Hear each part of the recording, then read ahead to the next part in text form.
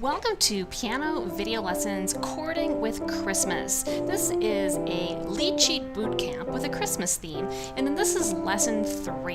In lesson 1 we did Jingle Bells, and in lesson 2 we did Oh Christmas Tree, and today it's Deck the Halls. So we're going to have a look at what comes in your package. It includes all of the sheets for all of the songs, but the two levels of reading that you'll see is a standard lead sheet with notation and chord symbols, and also a big note version with all of the letters written in. So if you're a little sketchy on note reading, this might be just exactly the lesson for you. But it's not going to be an easy lesson. We're going to get right to the meat of it all. I'm going to use this one to teach the lesson today because it's a little bit easier to see. And you can see there's a chord reference sheet in the book. And here are all the chords that you need for this piece, and it's the primary and secondary chords in the key of C major. So just set that aside, but you can have a look at it if you're curious about the chords.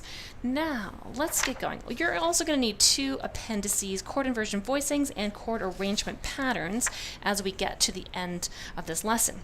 All right, so Level 1 is just basic notes underneath the melody. So it's got the melody written here for the right hand.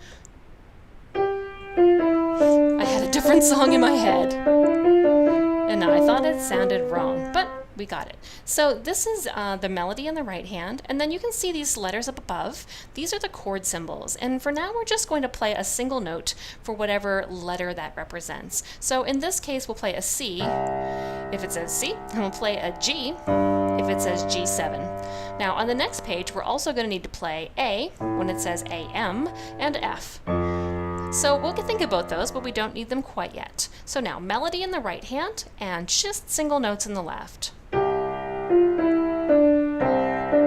Now a G, C, G, C. I'm naming my left hand notes. C, C again. Now a G, quickly to a C, and G, C. Now next page I've got G, and then C. I played a higher C that time, just for fun. Now C, and A, and G. I'm going to go back down here. C, C again. And now F, C, G, and C. So that's a very basic way to play this piece, and it's good for beginners, and it sounds really great, much better than just playing a right hand melody. Now the next thing that we can do is add some chords to this. So you can see here for lesson 3 we have this chord voicing arrangement or suggestion that we could play as we play these chords. Now if we wanted to break this down a little more basic first, we could play just the triads and jump around. So we might start with just a C triad. Now we're just going to play a regular G here, and a C, and G, C. Next line. Now you notice my left hand, it has to really hop down and back up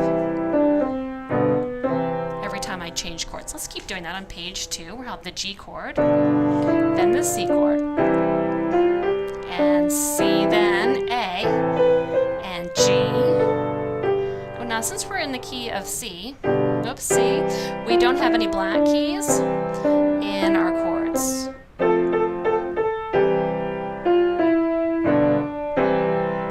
So that was just basic root position triads for every chord. Now we'll look at the voicings that are suggested for this piece. So we have C, G7, and C, C, A minor, and G, C, F, and C, C, G7, and C.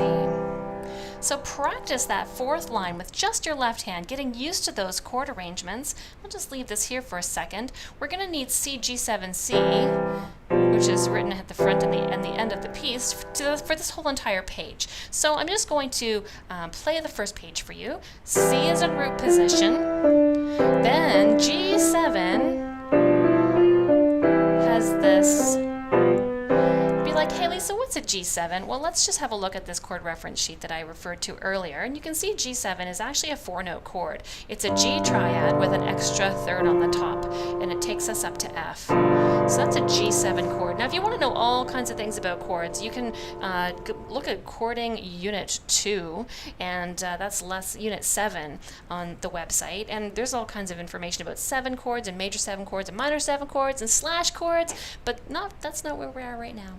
But if you're looking for that, that's where you'll find it. So when we play this G7 chord in this piece of music, we need to play G, which we have down here. So let's put it at the top, and then we don't need it at the bottom. And then that's a lot of notes to play. What if we don't play that D? It doesn't sound a whole lot different. We don't really need the D. So the G7 chord is often simplified to these 3 notes. So let's go back again and try from the beginning now that we understand what G7 actually means. It's a G triad with a 7th, 1, 2, 3, 4, 5, 6, 7 on top. Here we go. C again.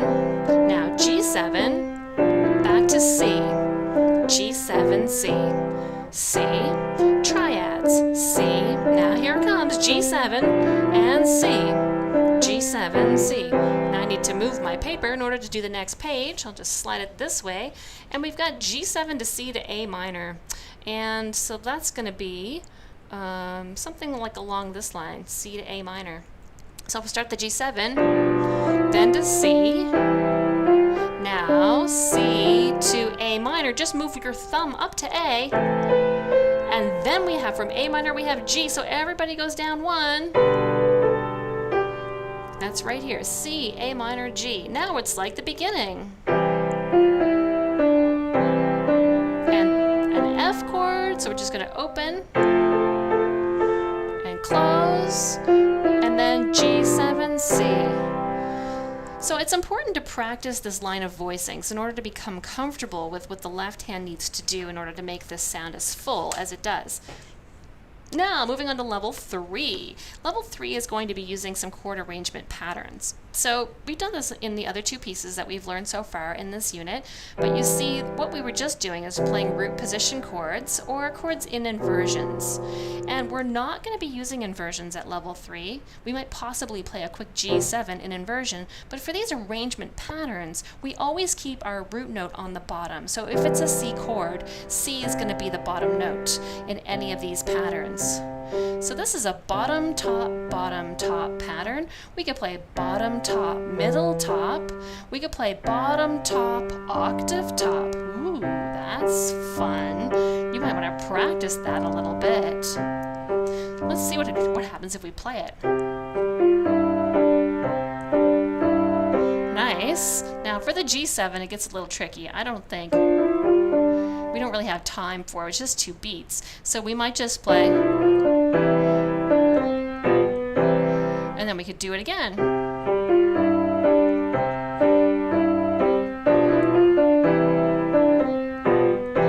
So we've taken this pattern and we've mixed it with our inversions for these ending cadences. Cadences are chords that end a phrase.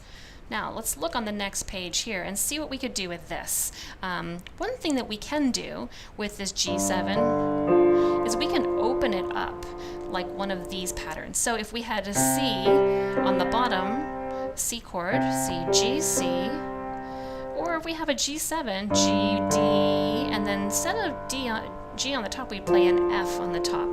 This pattern is a full octave. We call this like a 1-5-8 pattern because you play 1, 2, 3, 4, 5, 6, 7, 8. So if we were going to try this, we could have a G7, we could have like this, and then a C, and then we would do something really simple here like, and basically that is just the outside, the 1 and the 5. I didn't actually include this combination, but it's these 2 notes played together instead of separately. So I did the C, then the A, now the G. Now if I wanted to be cohesive, I would go back to this one, and then I could add my cadences with inversions. So I think that's pretty cool. We'll play the whole thing through from the top. Now, if you take out this chord arrangement pattern sheet, you can go through and try every single one of these. And I'm also going to post a little video that just outlines these arrangement patterns. And I'll post that, I'll link it up here in the corner so that you can find it. I think that will be helpful if you could just reference those in relation to how they work for all of the chords. So here I go, playing Deck the Halls with bottom top octave top and some broken 1/5/8, or in case of the 7 chord it's a 1/5/7. You can play a 1/5/8, but it's not quite as lush sounding as that 7. And a little bit of cadential chords with the inversions. So here we go.